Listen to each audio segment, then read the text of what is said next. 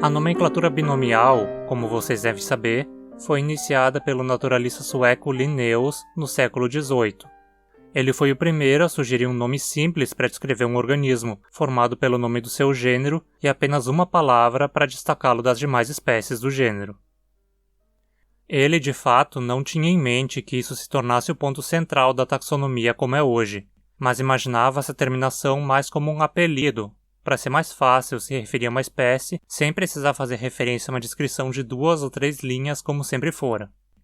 No exemplo aqui, Plantago major foi esse apelido que Linnaeus criou para uma espécie cuja diagnose oficial ele apresentou como Plantago folies ovatis glabris nudus capo tereti spica flosculis imbricatis, significando Plantago com folhas ovadas glabras, escapo nu liso, espícula com flósculos imbricados.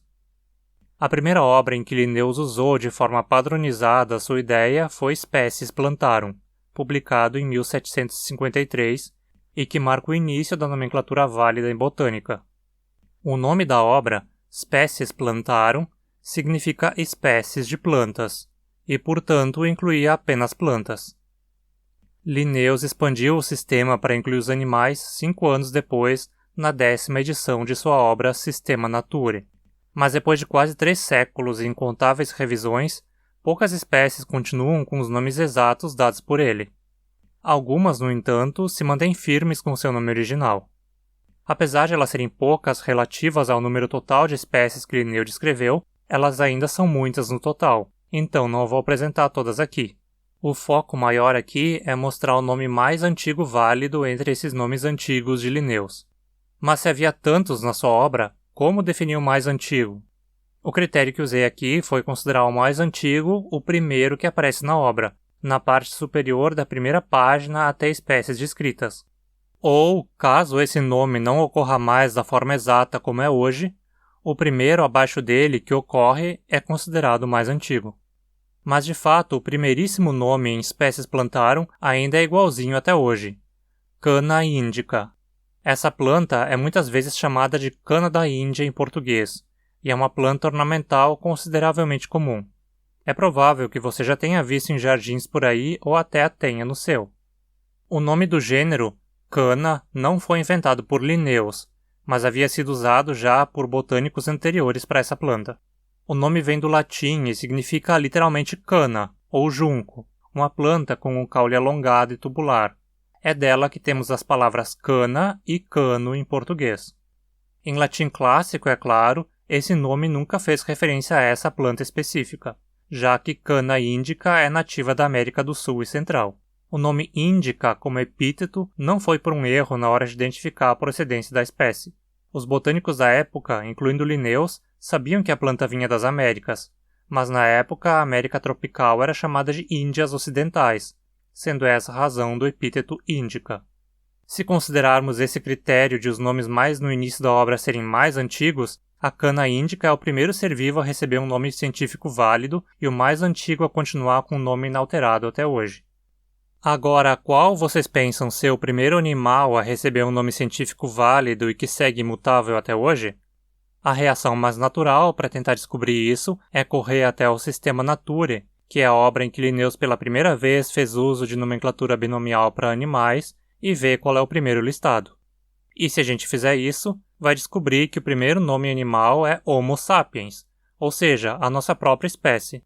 Segundo os critérios usados aqui, Homo sapiens não é só o mais antigo nome animal ainda válido que aparece no Systema Naturae, mas o primeiro animal que Linnaeus nomeou nessa obra.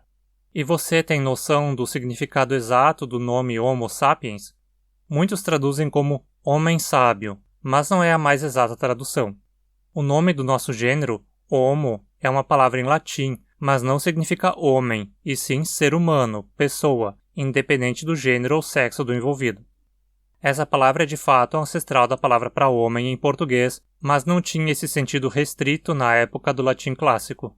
Já o epíteto sapiens, de fato, significa algo como sábio, ou perspicaz, mais precisamente.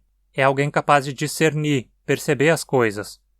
Mas, de fato, Homo sapiens não é o mais antigo nome animal válido. Isso porque Linnaeus não foi o primeiro a usar a nomenclatura binomial para animais. Digo, ele foi o primeiro a usar para todos os animais conhecidos na época, mas um ano antes, em 1757, outro sueco já tomara a dianteira com um grupo mais restrito, mais precisamente com aranhas. Chamada Svenska Spindlar, ou Aranes Vesisi, a obra é bilíngue em sueco e latim e descreve aranhas suecas. Seu autor é Carl Alexander Clerk, mas não consegui encontrar nenhum retrato do dito cujo. Clerk aplica a nomenclatura binomial de forma coesa ao longo da obra, descrevendo 67 espécies de aranhas suecas. Ele as coloca todas num gênero só, no entanto, o gênero Araneus. A primeira espécie descrita por Clerk foi Araneus angulatus e, novamente, o nome continua válido até hoje com esse exato formato.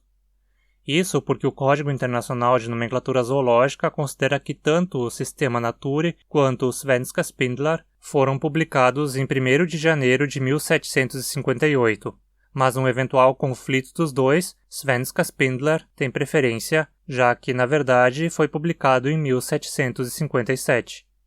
A espécie Araneus angulatus é uma aranha de teia comum pela Europa e caracterizada por uns calombos angulosos que tem no abdômen.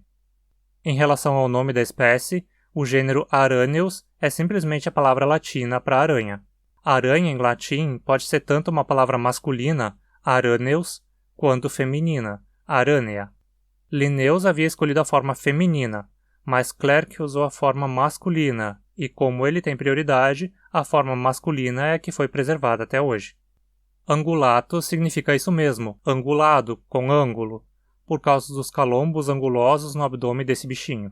Essa espécie é muito frequentemente considerada como a mais antiga espécie animal a ter um nome válido até hoje, mas a gente ainda não está no lugar certo. Para a gente chegar no primeiro animal com um nome válido, a gente precisa voltar a Linnaeus e a sua obra Species Plantarum. Sim, porque Linnaeus incluiu um grupo específico de animais entre as plantas naquela época. Essas mesmas, as esponjas.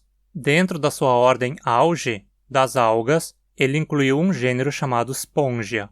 A primeira espécie listada foi chamada de Spongia officinalis, e é um nome válido até hoje, mas não mais como uma planta, é claro, e sim como um animal. Spongia officinalis é o nome da esponja de banho original, uma espécie que ocorre no Mediterrâneo e é usada desde a Grécia Antiga como material de limpeza. O nome do gênero, Spongia, vem também do latim e significa isso mesmo, esponja. É, no entanto, um empréstimo do grego, já que é de lá, da Grécia, que elas se tornaram populares. O epíteto officinalis significa da oficina, com o sentido geral de medicinal. Esse é um epíteto que Linnaeus usou muito frequentemente em plantas de uso medicinal ou de outra forma úteis para a humanidade. Ele nunca usou esse epíteto para um animal, até onde eu me lembre, o que deixa evidente que essa espécie começou na taxonomia como uma planta. Concluímos assim que Cana indica é indubitavelmente o nome científico mais antigo ainda válido até hoje, sem mudanças. Dentro dos animais, se considerarmos o ponto de partida da nomenclatura binomial válida para esses organismos, o título pertence à aranha Araneus angulatus. Mas na realidade, o fato de as esponjas terem se infiltrado entre as plantas de Linnaeus, a esponja Spongia officinalis é de fato o mais antigo nome animal válido. Se você gostou desse vídeo, não vá embora sem deixar o seu joinha. Se você quer saber cada vez mais sobre nomes científicos e taxonomia, ou simplesmente gosta de línguas, se inscreva e ative as notificações porque toda semana tem conteúdo novo. Até mais!